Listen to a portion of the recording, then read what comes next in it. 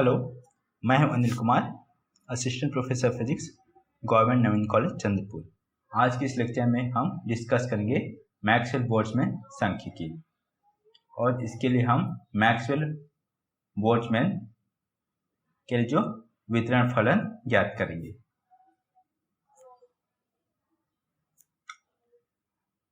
Maxwell Boltzmann की प्रमुख अवधारणाएं हैं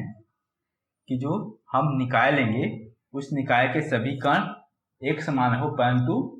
डिस्टिंग्विशिबल हो या फिर विभेद्य हो, अर्थात हम कणों में भेद कर सकते हैं, अर्थात उन कणों के लेबल किया जा सकता है। तो अगर ये दो कण अगर कोलाइड करते हैं, ठीक, तो कोलिजन के पश्चात भी इनको पहचाना जा सकता है। ठीक है, तो निकाय की कणों की कुल संख्या वो नियत रहनी चाहिए। दूसरी जो इसकी अवधारणा है, तीसरा निकाय की कुल ऊर्जा नियत रहती है और किन्हीं भी कलाकाश में, ठीक है, किन्हीं भी दो कला कोशिकाओं के मध्य, ठीक, कणों को आपस में बदलने पर नई अवस्था प्राप्त होती है, नई जो ऊर्जा अवस्था प्राप्त होगी। इसमें जो कला कोशिका का न्यूनतम आयतन है वो अपने हिसाब से कितना भी कम रख सकते हैं, इसमें कोई भी रिस्ट्रिक्शन नहीं है। अर्थात कलाकाश में जो कला कोशिकाओं की संख्या है वो हम चाहे जितने भी रख सकते हैं। इनकी प्रमुख अवधारणाएं हैं। उनका प्रूफ देखने के लिए हम मानते हैं विलगित निकाय, ठीक है, जिसके जो पार्टिकल्स हैं वो विभेद्य और एक समान है। कुल पार्टिकल कैपिटल है n है, ठीक है। मान लो कि निकाय ताप T पर लार्ज ऊर्जा y के साथ साम्यावस्था में है, ठीक। तो मान लेते हैं कि निकाय की जो आर ऊर्जा अवस्थाएं हैं, पहली ऊर्जा अवस्था के संगत ऊर्जा ε1 और कणों की संख्या है n1 कण है और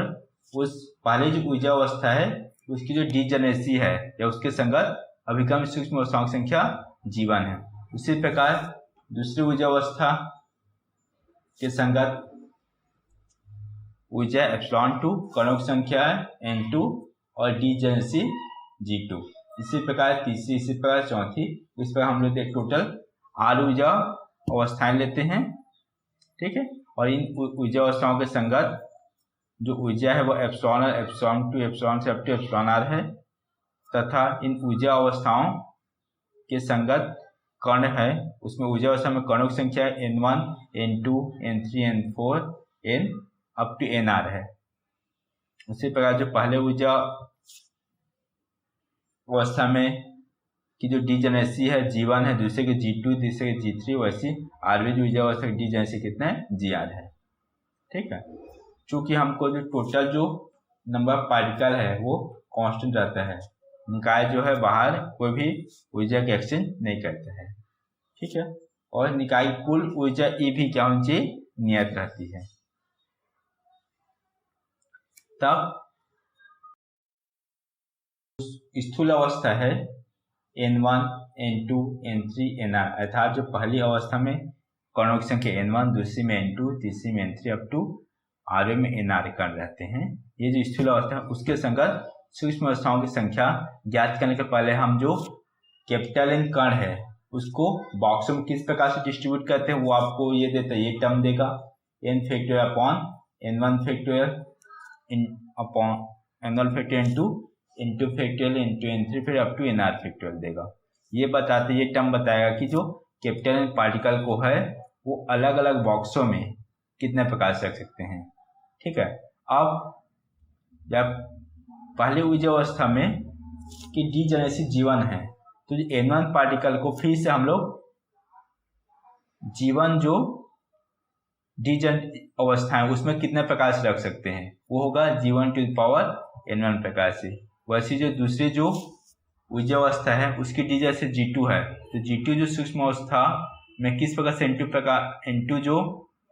कण को रख सकते हैं g2 to the power n2। और इसी प्रकार आपको आरवे जो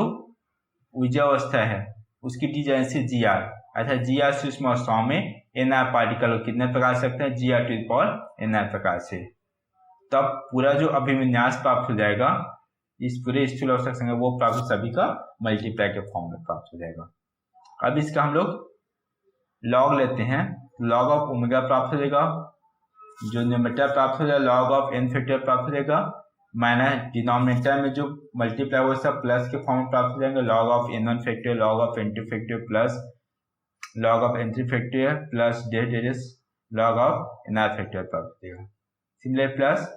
जितना भी पावर वाले टर्म है g1 to the power n1 तो वो लॉग लगाते log of g1 to the power n1,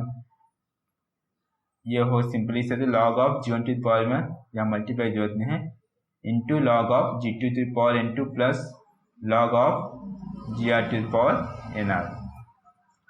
this log of omega को log of n factorial minus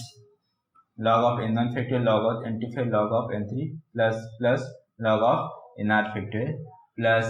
जो n1 है वो सामने आ जाए n1 लॉग g1 प्राप्त होगा प्लस n2 लॉग ऑफ ये आपको नहीं रहेगा लॉग ऑफ g2 रहेगा प्लस nr सामने आ जाए nr लॉग ऑफ gr हो जाएगा। इसको लिखते हैं log of omega equal to log of n factorial minus जो पूरे टर्म है प्लस वाले टर्म है log of n1 factorial plus log of n2 factorial plus log of n3 factorial days plus log of N R factorial लिख सकते हैं summation of log of N R factorial plus similar इस term को n1 log of g1 plus n2 log of g2 plus days N R log G R लिख सकते हैं summation of N R log of ji R लिख सकते हैं। इसको लिख सकते हैं log of omega equal to ये जो लॉग ऑफ n फैक्टोरियल है उसको स्टेलिंग फॉर्मूला को यूज करके अगर n के लिए चूंकि बहुत ज्यादा होता है इसलिए लॉग ऑफ n फैक्टोरियल को लिख सकते हैं n log n minus of n, तो इसलिए यहाँ पे स्टेलिंग फॉर्मूला यूज करके हमको प्राप्त होगा n log n minus of n plus यहाँ पे summation of N R log of ji R उसको पहले लिख लिए फिर minus log of N R, ये इन दोनों टर्म को एक साथ कंबाइन समेशन बाहर निकाल देते हैं तो ये टर्म प्राप्त हो जाएगा। आगे देखा log of omega equal to n log of n minus n plus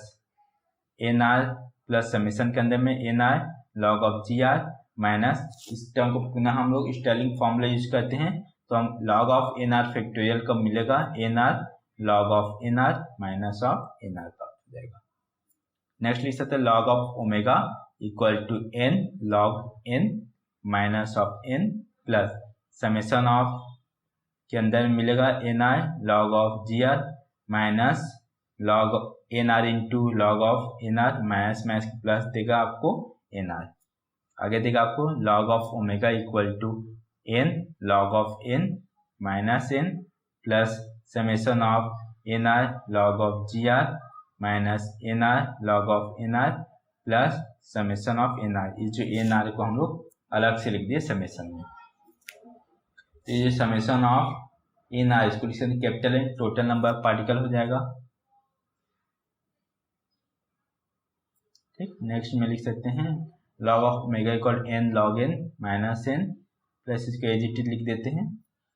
तो नेक्स्ट स्टेप पे हम लिखते हैं यहाँ पे कि log of omega equal n log n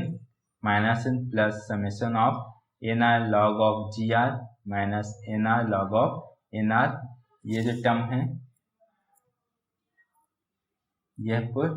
summation of N R से capital N total number of particle, तो ये plus capital N minus capital N cancel out हो जाएगा। तो log of omega equal to देगा आपको n log of n plus summation of N R log of ji R minus N R log of N R प्राप्त हो जाएगा। ठीक है, अब तीसरा केस अप्लाई करते हैं साम्य अवस्था पे या फिर अधिकतम प्रसंभाव्य स्टेट पे, इसका differentiation D of log of omega का वैल्यू कितना होगा 0 होगा। तो रख देते हैं D of n log n प्राप्त होगा, इसका डिफरेंशिएट क्या है प्लस डी ऑफ ये पूरे टर्म का इक्वल टू 0। सो यहाँ पे n log n ये सभी कांस्टेंट टर्म n कांस्टेंट इसलिए वैल्यू हो जाए 0 डिफरेंशिएशन प्लस डी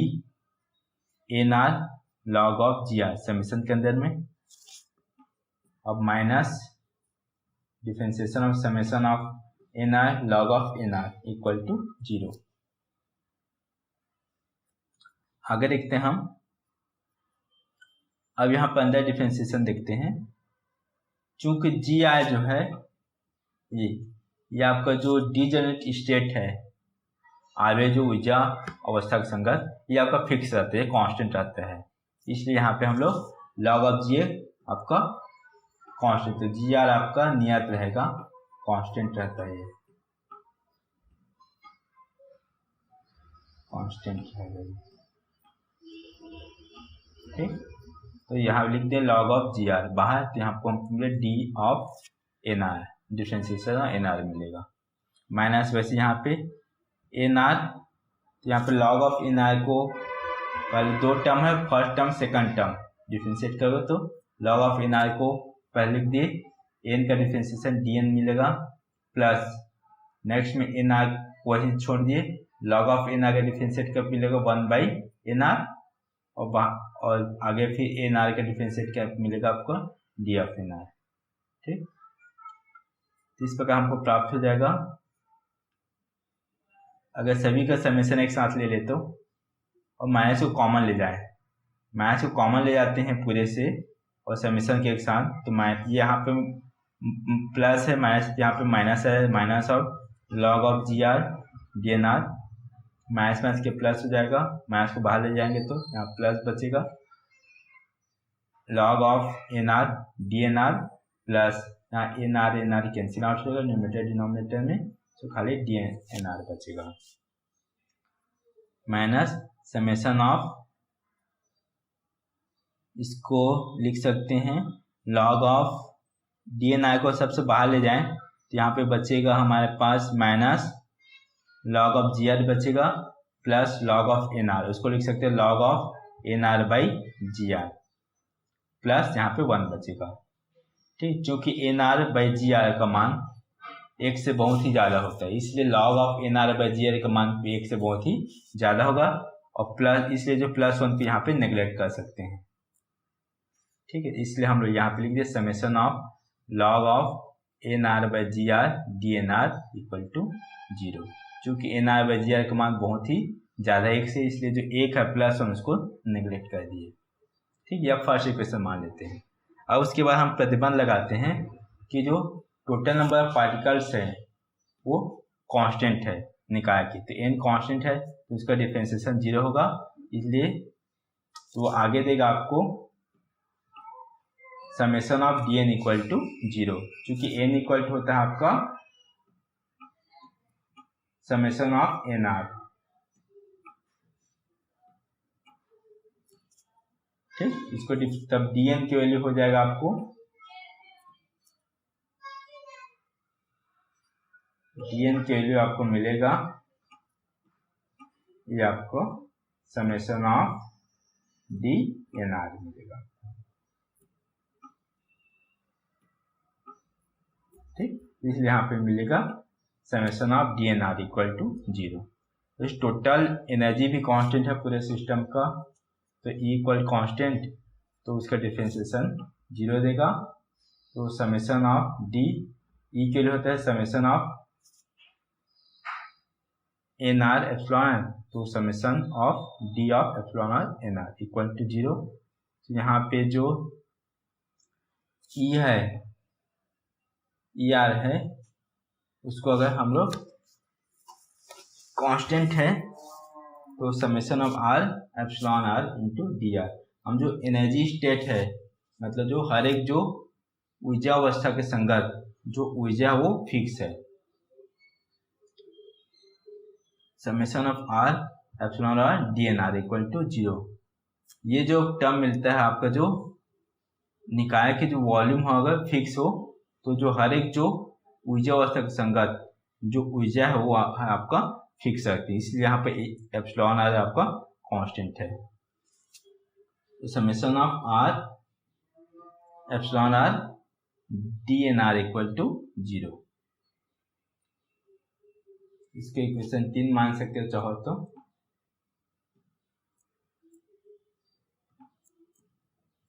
अब हम इक्वेशन 1, 2, 3 को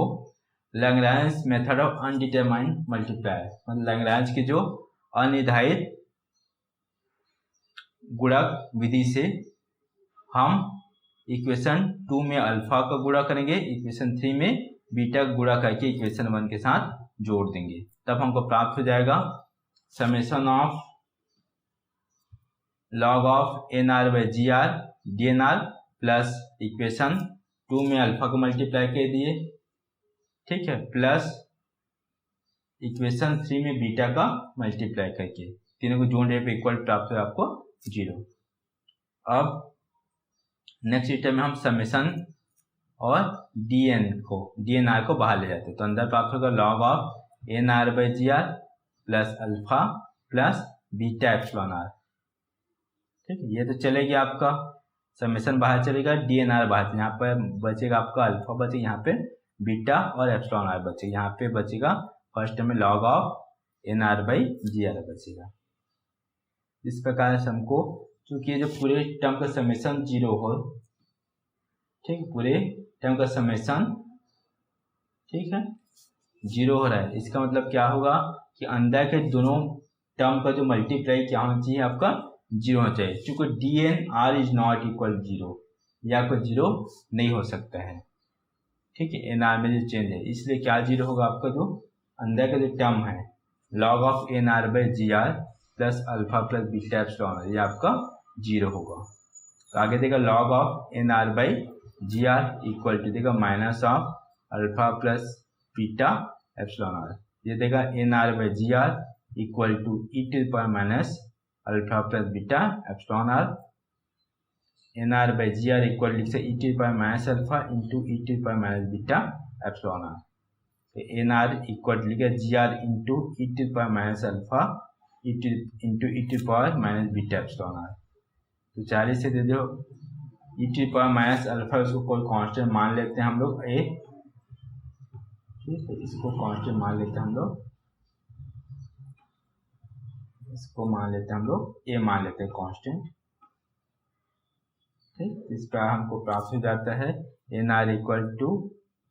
ए G R E to the power minus beta epsilon R. Beta को होता है आपका 1/kt, 1/kt होगा आपको बीटा की वैल्यू, इसलिए एन आर इक्वल लिख सकते हैं A into G R E to the power minus epsilon R by K T लिख सकते हैं, बीटा की जगह रखते हैं 1/kt रख देंगे तो, ठीक। ये क्या कहता है मैक्सवेल बोल्ट्जमैन डिस्ट्रीब्यूशन फंक्शन, ये बताता है कि यदि निम्न ऊर्जा के लिए ऊर्जा कम हो तो जो एन आर की वैल्यू क्या आपका ज़्यादा हो जाएगा, ई की वैल्यू अगर आपके पास 0 हो,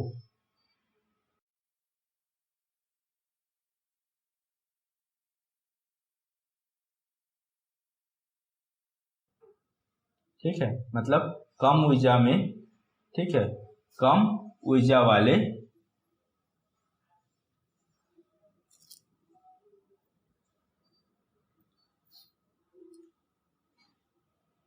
या इक्वल 0 है तो बेसिकली एन आर आपको इन्फाइनाइट दे देगा, नंबर ऑफ पार्टिकल आपको इन्फाइनाइट दे देगा, ठीक। ये बेसिकली बता रहा है कि कम ऊर्जा वाले हैं, ठीक है, कम ऊर्जा वाले जो ऊर्जा अवस्थाएं हैं उस पर नंबर ऑफ पार्टिकल ज़्यादा रहेंगे, और अधिक ऊर्जा वाले जो ऊर्जा अवस्थाएं हैं वहाँ पे नंबर ऑफ पार्टिकल कम रहेगा, ठीक, ये बताता है आपको, ठीक। इस प्रकार से हमको अगर Maxwell Boltzmann distribution function prove करें तो पहले हमको लॉग ऑफ ओमेगा निकालना पड़े। पहले हम ओमेगा निकालेंगे कि दिए गए स्थूल अवस्था n1 n2 n3 n4 अब TNR के संगत अभिगम में सूक्ष्म अवस्थाओं की संख्या ओमेगा निकालेंगे, ठीक है। ओमेगा बताया कि n जो पार्टिकल पहले जो बॉक्स में कितने प्रकार से डिस्ट्रीब्यूट हो सकते हैं इनटू, तो हर एक जो बॉक्स में हर एक ऊर्जा अवस्था में, ठीक है, जो के संगत जो पार्टिकल्स है उनकी जो डीजेनरेट स्टेट में कितने प्रकार से रख सकते हैं, सबका मल्टीप्लाई होगा। तो बेसिकली आपको जो लॉग ऑफ ओमेगा होगा ये प्राप्त हो जाए आपको n factorial upon n1 factorial, n2 factorial, n3 factorial up to nr factorial multiply into g1 to the power n1 into g2 to the power n2 into gr to the power nr। उसके बाद हम stealing formula use करेंगे, जहां भी log of n factorial मिलेगा उसको n log n minus n से replace करेंगे। उसके बाद हम कंडीशन अप्लाएंगे, निकालेंगे लॉग ऑफ ओमेगा, निकालने के बाद डी लॉग ऑफ ओमेगा की वैल्यू 0, अधिकतम प्रसंभाव्य अवस्था या फिर साम्य अवस्था पे D log omega equal 0 condition apply करेंगे तो हमको फर्स्ट इक्वेशन प्राप्त हो जाएगा summation of log of N R G R D N are equal 0। ध्यान यहाँ रखोगे, यहाँ पर जी आर नीचे रहेगा, डिनोमिनेटर में रहेगा, ठीक। उसका दो प्रतिबंध लगाएंगे कि जो निकाय के जो कुल पार्टिकल है वो कांस्टेंट रहेगा, उससे हमको सेकंड रिलेशन प्राप्त करेंगे summation of D N are equal 0। और दूसरा कंडीशन अप्लाई करेंगे प्रतिबंध कि निकाय की जो कुल ऊर्जा वो नियत रहती है, तो उससे हमको प्राप्त है तीसरा relation summation of epsilon D N are equal 0, ठीक है। उसके बाद हम अप्लाई करेंगे लैग्रेंज का जो मेथड ऑफ अनडिटरमाइंड मल्टीप्लायर की, लैग्रेंज की जो अनिर्धारित गुणक विधि से अप्लाई करके इक्वेशन 2 और 3 में, इक्वेशन 2 में अल्फा का और इक्वेशन 3 में बीटा का मल्टीप्लाई करके इक्वेशन 1 के साथ जोड़ देंगे, ठीक है। तो वहां से हमको प्राप्त हो जाएगा, सिंप्लीफाई करने पर हमको प्राप्त हो जाएगा N are equal to A into G R E to the power minus epsilon by K T, या फिर N are equal to A G R E to the power minus beta epsilon. ये कहलाता है Maxwell Boltzmann वितरण फलन।